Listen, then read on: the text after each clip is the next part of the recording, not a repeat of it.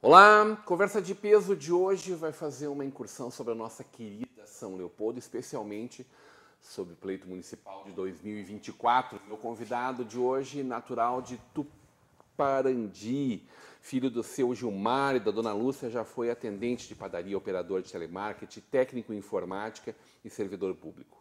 Hoje, formado e pós-graduado em Direito e advogado, tendo sido conselheiro de ética da OAB de São Leopoldo. Casado com a Tatiane, tem entre suas principais bandeiras a luta contra os privilégios dos políticos, a utilização do esporte e da cultura como ferramentas de inclusão social, o cuidado com o dinheiro público e a defesa de uma saúde informatizada e eficiente para todos. É vereador em primeiro mandato na cidade de São Leopoldo.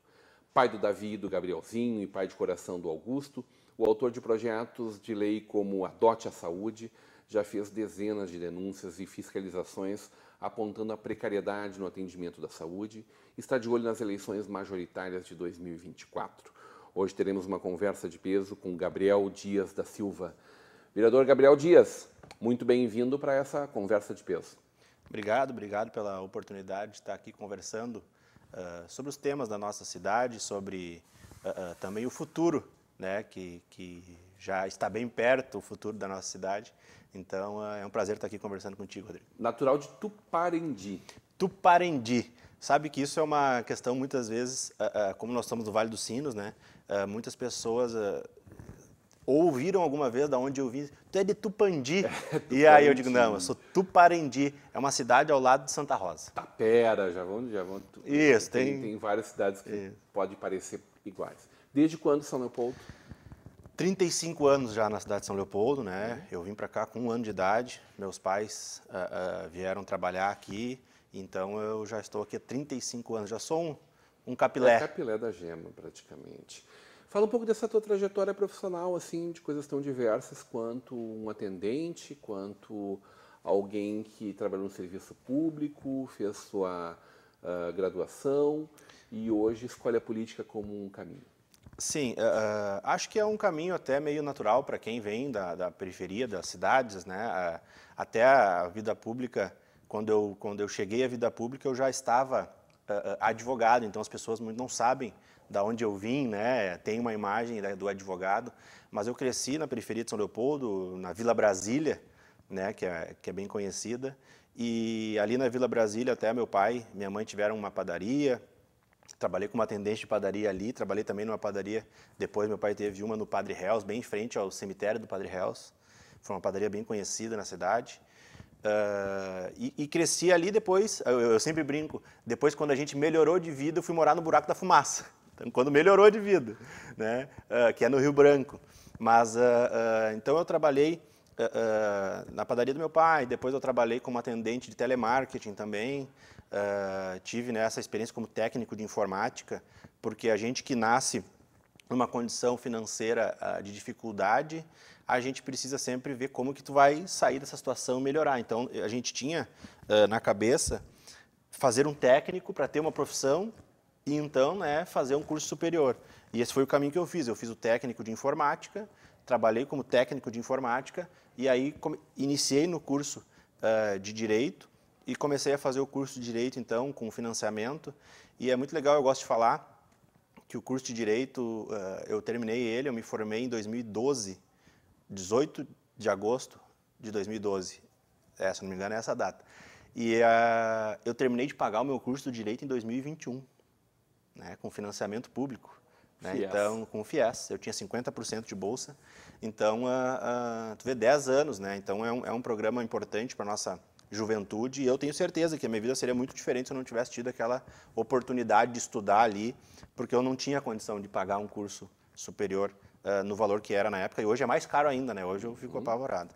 Mas então, a partir daí, a minha carreira profissional foi caminhando. Depois eu fiz um concurso público para a Prefeitura de São Leopoldo, fui agente administrativo da Prefeitura, na Secretaria de Saúde, então trabalhei ali 2 anos e meio na Secretaria de Saúde e saí, Rodrigo, quando eu já estava formado e coloquei no papel o que seria mais importante para a carreira. Mas normalmente as pessoas fazem a conta de que a estabilidade, mesmo que se possa eventualmente ganhar mais na iniciativa privada, a estabilidade é um caminho interessante. Porque, de fato, no mundo tão inconstante quanto a gente vive, Sim. dá para galgar postos no serviço público, né? Sim, sim, eu tenho esse fato curioso e que do dia do meu pedido de exoneração, né, eu fui até a Secretaria de Administração e como eu era gestor... Tua mãe não te xingou na época, não? Eu já era casado, já Mas estava mesmo fora assim, de mãe casa. tá sempre Não, mas educada. eu nunca esqueço, a minha mãe, tu tem certeza disso, toda a minha família. Não, e o mais legal foi o seguinte, eu fui, como eu era gestor dos contratos, então eu conhecia todo mundo do RH, da prefeitura, eu fui e a guria que trabalhava no RH, ela tinha começado comigo como agente administrativo também, na saúde, e ela tinha ido para o RH. E aí eu fui fazer a minha exoneração, ela... Não, como é que tu vai te exonerar? Eu disse, não, mas eu me formei, eu já estou com o meu escritório andando, trabalhando, e o tempo que eu fico às 6 horas, era um concurso de 6 horas aqui, eu vou me dedicar à advocacia, que eu acho que vai ser melhor para mim. E aí eu nunca me esqueço, ela disse assim, ó, ela chamou a colega, olha aqui, todo mundo querendo entrar, e esse maluco querendo sair. Sabe o que ela fez? Ela falou assim, ó, eu vou ficar com o teu pedido até amanhã, se amanhã tu me ligar e confirmar, eu dou encaminhamento. Eu disse, amanhã eu vou te ligar. E aí no outro dia eu nem liguei, eu fui lá pessoalmente, digo, pode fazer, porque Isso mesmo. é isso mesmo que eu quero para minha vida. Porque assim, Rodrigo, tem uma questão que tu falou aí que é muito importante. O serviço público, e a gente vai descobrindo isso com as experiências da vida, né? O serviço público, eu sempre digo que ele é proporcional à segurança que tu tem com a tua estabilidade, mas com as dificuldades que tu tem de fazer a coisa acontecer. Tá? Tu tá no serviço público, tu vê que as coisas podem ser melhor, né? E muitas vezes, não por causa do servidor, mas por causa da política, o serviço não é bem feito ou tu não tem uma entrega do serviço público. Isso foi um dos fatores que me levou a querer estar na política, fazer política, me botou na cabeça da seguinte forma, eu só volto para a administração pública um dia se for através da política onde eu tenho a caneta na mão para poder realmente fazer uma entrega, porque a gente, como servidor, muitas vezes tu quer fazer uma coisa, tu sabe que é o caminho certo, mas vem uma ordem política, não, faz de outro jeito, e tu tem que fazer, né? Manda quem pode. Já fazia militância partidária na época? Eu sempre gostei de política. Meus pais sempre gostaram de política, sempre se envolveram, mas a gente sempre foi a franja, né? A gente sempre foi o militante no melhor sentido possível, que é aquele que, independente das articulações, do que acontece por trás da política, meus pais, eles acreditavam em algumas coisas e iam para a rua com bandeiras, defender aquilo, que hoje a gente não vê mais, né? Hoje é muito mais aquela pessoa que é paga para ir lá com bandeira do que o militante aquele, né, orgânico. Então eu sempre fui envolvido assim, pela minha família, né? Eu sou de uma família também de muitas professoras, minhas tias são professoras, sempre tiveram uma luta pelos direitos dos professores, mas eu nunca tive oportunidade porque eu tinha que trabalhar, estudar, então eu não tinha o tempo para fazer a política partidária que meus amigos, eu sou amigo de muita gente que hoje também faz parte do cenário político, mas que conseguiu fazer uma caminhada dentro da juventude dos partidos que eu não tive oportunidade porque eu tinha que sobreviver, vamos dizer assim, né? Então, e eu não tinha um respaldo familiar. Nunca passei necessidade, mas era aquela coisa, né? Tu quer algo a mais, tu tem que trabalhar, não tinha como, Então eu não tive essa oportunidade de fazer uma política de juventude partidária. Isso foi bem posterior à minha formatura. Ali eu consegui daí realmente entrar sem ser mais a franja da política, né? Entrar realmente participando do processo político. Quem te pensou e disse, não, tu tem que ser nosso vereador? Era uma vontade tua ou tinha alguém ali, um grupo, uma pessoa em especial que te incentivou muito a isso? A minha candidatura, ela vem de um processo, Rodrigo, de eu ajudar como advogado e como militante de outras candidaturas em 2012 e 2016, né? Que na minha visão se elegeram ou ficaram muito perto de se eleger e depois tiveram um comportamento completamente diferente daqueles que vendiam quando eram pré-candidatos, né? para aquele depois que tiveram um pouco de poder na mão. É aquele ditado, né? Tem que dar poder para saber como as pessoas são. Mas, então, a partir de 2016, eu realmente disse, não, eu não vou ajudar mais ninguém. Se é para eu ajudar e as pessoas logo depois da eleição fazerem diferente do que estavam falando, então eu prefiro eu colocar o nome à disposição.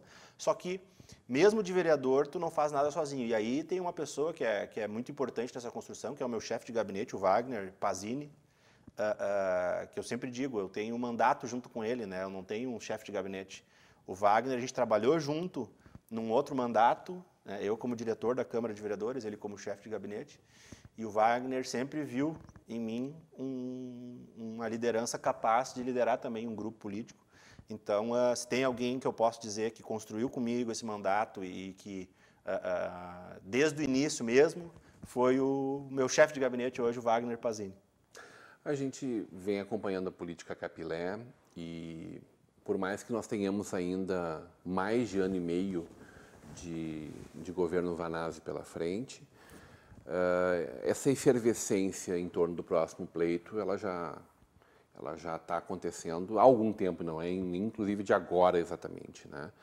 Na verdade, o processo eleitoral começa quando termina o anterior, né? Para todos os lados, para quem se elegeu e para quem não se elegeu.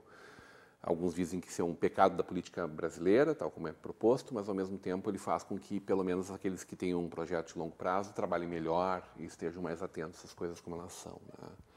Evidentemente que as necessidades de uma cidade do tamanho de São Leopoldo são muito grandes, de uma população que tem inúmeras demandas, né? Como tu lida com isso como um político dentro do legislativo, sabendo que quem tem a caneta não consegue resolver magicamente todos os problemas do mundo, mas que sim, que a vida precisa ser melhor, né? Como equilibra isso, sabendo que amanhã pode ser tu sentado naquela cadeira lá e vai ter que responder por não estar resolvendo todos os problemas dos outros? Primeiro, a gente tem uma responsabilidade muito grande como oposição. O político de oposição, ele não é o do contra, né? Ele não pode ser o do contra. Nós somos uma oposição propositiva. E isso não basta palavras, não basta a gente dizer que é uma oposição propositiva, tem que ter ações concretas. Então, desde o início do meu mandato, eu sempre fui muito coerente em, além de mostrar o que estava errado, apresentar soluções ou tentar ajudar, né, na solução daqueles problemas da cidade. E diversas maneiras, apresentando projeto de lei, por exemplo, a saúde é um grande problema que nós não temos. Financiamento público suficiente. Um dos meus projetos, tu citou no início do programa, é o Adote a Saúde, onde hoje empresas ou até pessoas podem adotar uma unidade de saúde, colocar recursos ali, colocar maquinário ali, fazer reformas nos postos de saúde e depois utilizar sua marca dentro de um posto de saúde. Vamos lá, vamos fazer uma brincadeira aqui. Qual farmácia não gostaria de colocar sua marca dentro de uma unidade de saúde? Né? E a gente tem tantas redes de farmácia, por que não fazer, né, uma parceria para que essas redes daqui a pouco remodelassem as unidades, colocassem equipamentos e pudessem fazer a sua propaganda dentro da própria unidade? Então, é uma forma que eu, através de lei, né, poder ajudar o município na arrecadação de recursos. Bom, eles não colocam em prática isso. Aí é uma política, né, de governo que não achou, apesar da lei ter sido promulgada pela Câmara de Vereadores, ela não é colocada em prática.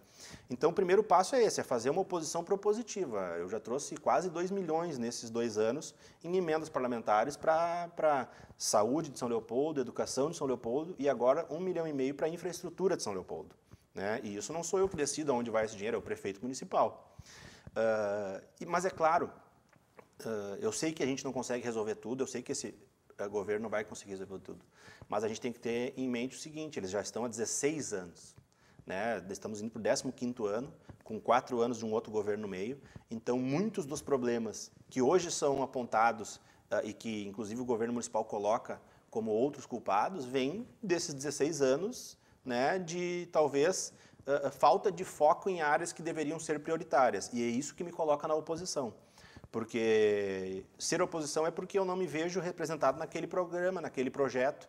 Né? Por quê? Eu não consigo me ver representado numa cidade como São Leopoldo, onde as pessoas, infelizmente, Rodrigo, estão morrendo sem ter um exame de média e alta complexidade, estão morrendo sem conseguir fazer uma cirurgia, estão com dificuldades de acessar o sistema, por exemplo, de oncologia, onde a saúde não seja prioridade. E, infelizmente, a saúde não é prioridade na nossa cidade. Qualquer pessoa... É só olhar o nível de investimentos que é feito na saúde com reformas em outros locais, que são importantes também. Mas aí vem aquela questão de estar representado, né? E fazer gestão é fazer escolhas. Né? Se eu estivesse, a gente tem que falar, tá, mas se eu estivesse lá, eu faria a mesma coisa? Não, não faria. Se eu estivesse lá, a prioridade seria a saúde. A prioridade número 1 seria a saúde de São Leopoldo, porque acho que é o grande problema que nós temos hoje na cidade. Tá bem. Quero entender de ti um pouco, se quando tu te candidatou lá atrás, há 3 anos atrás, candidato, se tu já enxergava que podia ser tão rápido essa forma como as pessoas hoje suscitam o teu nome para uma candidatura para prefeito da cidade. E que São Leopoldo é essa que tu enxerga que pode ser a cidade aonde tu e as pessoas que tu amam vão viver e ser felizes. Na volta do intervalo, hoje numa conversa de peso com o vereador Gabriel Dias.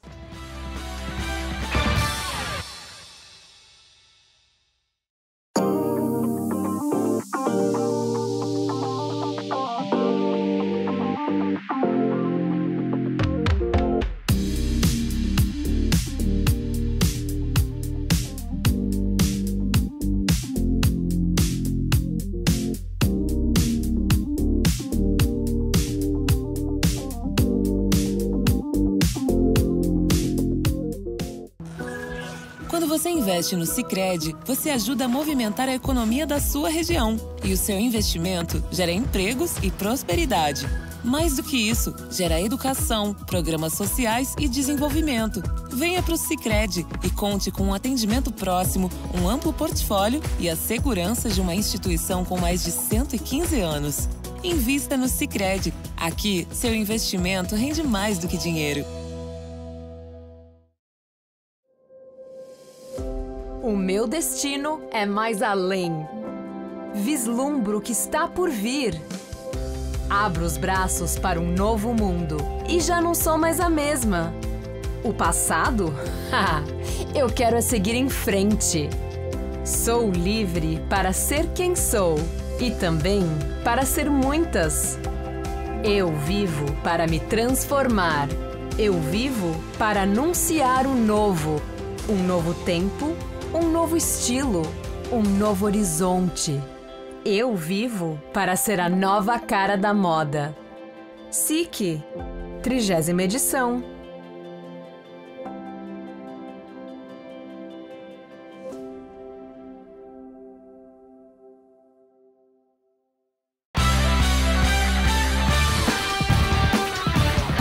De volta para uma conversa de peso, hoje recebendo o vereador de São Leopoldo, Gabriel Dias, vereador pela Cidadania, num oferecimento de Sicredi, juntos construímos comunidades melhores, Faculdade INH, aqui você vive o conhecimento, Mercator Feiras e Eventos, a gente acabou de viver um SIC em Gramado, onde estavam presentes as maiores fabricantes, as maiores marcas de calçados do mundo e lojistas do Brasil e do mundo inteiro fazendo bons negócios. De olho já na Zero Grau, em novembro, também lá no Serra Parque, as feiras da Mercator, sempre em Gramado. E o apoio de Locfer, fechaduras e acessórios. Vereador, te provocava antes da gente ir para o intervalo. Quando tu te candidatou lá 3 anos atrás, tu já enxergava a possibilidade, assim, meteórica de, numa próxima eleição, já disputar um espaço majoritário? Então, um cara muito jovem e vereador em primeiro mandato. Sim, acho que é uma construção que foi feita também nesses 3 anos do meu mandato. Eu tinha para mim, até pelo que eu disse, né, de ter feito campanha para outras pessoas e eles terem mudado o modus operandi depois de eleito, eu tinha para mim que se a gente tivesse uma oportunidade de ir para a Câmara de Vereadores, a gente mostraria que é possível sim fazer política com ética, sem mudar os valores, cumprindo aquilo que a gente se comprometeu lá na época da campanha. E eu acho que eu tenho feito isso. Meu mandato é pautado por ética, comprometimento, né, e lealdade àqueles que nos elegeram e aos princípios que nos elegeram. E eu sabia que isso mostraria que a gente é diferente da política que está posta. Mas eu acho que isso também nos colocou num outro patamar da política leopoldense, porque a gente vive um momento histórico importante, que é a transição geracional dos políticos da cidade, né? A gente pode gostar ou não gostar do prefeito Vanazzi, mas é o que mais se elegeu 4 vezes prefeito, né? Então a gente teve a era Olímpio Albrecht, a era Valdir Schmidt e a era Ari Vanazzi. Então há um esgotamento também dessa geração e eu acho que vem uma nova geração e aí foi o que nos colocou nessa condição, porque as pessoas entenderam que uma política ponderada, uma política de equilíbrio, que olha para o problema a ser resolvido e não para a ideologia A ou B ou para a pessoa A ou B, que é como eu faço a política. Eu acho que as pessoas estão olhando mais para isso depois de tanta polarização no nosso país, que é quem é o político que está olhando para os problemas de verdade e apresentando soluções para esses problemas. E eu confio muito nisso e eu acho que isso realmente nos coloca numa situação de ser um player, né, desse cenário para 2024, mas eu acho que a gente está trabalhando muito para ajudar São Leopoldo a construir soluções, e aí ali em 2024 a gente vai ter uma oportunidade de sentar também com os outros players e ver se realmente quem será candidato, quem não será, e construir um projeto para São Leopoldo. Porque não pode ser um projeto também, Rodrigo, só para ganhar a eleição, né? Isso não me seduz, um projeto a ganhar a qualquer custo. Me seduz um projeto de construir um projeto para São Leopoldo, ganhar a eleição, mas governar e construir um projeto aí de 20 anos também para a cidade. Parece óbvia a minha pergunta, mas eu preciso te questionar, né? Tu não te imagina aliado numa potencial candidatura a prefeito ou a vice numa próxima eleição com o grupo político que hoje está no executivo da cidade? Não, porque não me representa o que eles hoje pensam, né, de cidade. Não está dentro do que eu penso que eu gostaria de ver a cidade, né? Com outras prioridades, eu tenho outras prioridades que não são a desse governo, né? Tem problemas muito graves que eu acho que tem que ser atacados de frente, como eu disse aqui, o da saúde é um dos principais problemas, a regularização fundiária é um dos principais problemas da cidade, e são temas que estão relegados a um segundo plano hoje no governo municipal. É claro que eu não tenho nada contra, eu tenho relação com diversas pessoas do governo, né? Mas hoje não teria espaço para esse diálogo, principalmente por uma questão programática e de agenda. Não conversando com eles, é possível dizer que tu conversaria com quase todo mundo que não está dentro desse grupo? Todo mundo. Com todo mundo? Todo mundo. Acho que a gente tem que estar aberto a conversar com todos que estejam dispostos a construir projetos, né? Ninguém, quando tu me pergunta... tu achou que tu seria, né, pré-candidato a prefeito já em 4 anos? A grande diferença de uma pré-candidatura a prefeito, de uma pré-candidatura a vereador é que, para ser vereador, basta eu querer e trabalhar. Para ser prefeito, os outros têm que querer e te ver como uma liderança possível, né, de estar na liderança desse processo. Então, eu acho que quem está disposto a ser essa liderança tem que conversar com todos os outros partidos que estejam dispostos a construir um projeto para a cidade. E nesses 3 anos eu tenho demonstrado que tenho capacidade de diálogo com todos. Eu tenho ouvido bastante algumas pessoas que conhecem e vivem muito a política capilé, muito mais do que eu, e há muito mais tempo, que fazem a avaliação de que a esquerda naturalmente vai estar coesa dentro de uma sequência de projeto, de uma renovação do projeto que está posto, e que a tendência é que o centro, a centro-direita e até a extrema-direita, por mais que algumas pessoas julguem que não existe isso na nossa região hoje, uma extrema-direita, de que esta não tem ainda um projeto para a cidade, e, sobretudo, a dificuldade de entender que essa possa sentar numa mesa todos juntos e construir coletivamente. Essas duas afirmações, elas são verdadeiras? Não existe um projeto e é improvável ver uma coesão de todo um grupo de outro campo? Eu acho que é difícil nós termos numa eleição como São Leopoldo, onde a gente tem tanta liderança e todos pensam da sua forma e tem algumas divergências de pensamento, termos 2 candidaturas apenas, né? Uma de oposição e uma de governo. Acho que isso é utópico e chega a ser um pouco infantil da nossa parte achar que a gente vai conseguir, né, unir todos os pensamentos numa única visão política. Eu acho sim que existem diversos atores que têm legitimidade para ter uma candidatura, para liderar o processo, e que isso pode se dividir. Agora, dividir também, como ganhar só por ganhar não me interessa, também não vamos para uma candidatura ou apoiar alguma candidatura só para dividir ou só para colocar o nome à disposição. Não, a gente tem que fazer uma construção séria, com um projeto, e se a gente conseguir, de forma coesa, né, colocar dentro desse projeto nomes importantes para a cidade, players importantes para 2024, bom, que a gente tenha 2 ou 3 candidaturas, né, porque o governo também hoje não tem aquela certeza de um nome para concorrer, né, a parte do governo também, mas eles têm uma coisa que o senso de sobrevivência, eu digo, da esquerda é um pouco mais aguçado do que o nosso. Quando eles veem que podem perder uma eleição, eles se unem, brigam dentro de casa, mas saem para a rua unidos.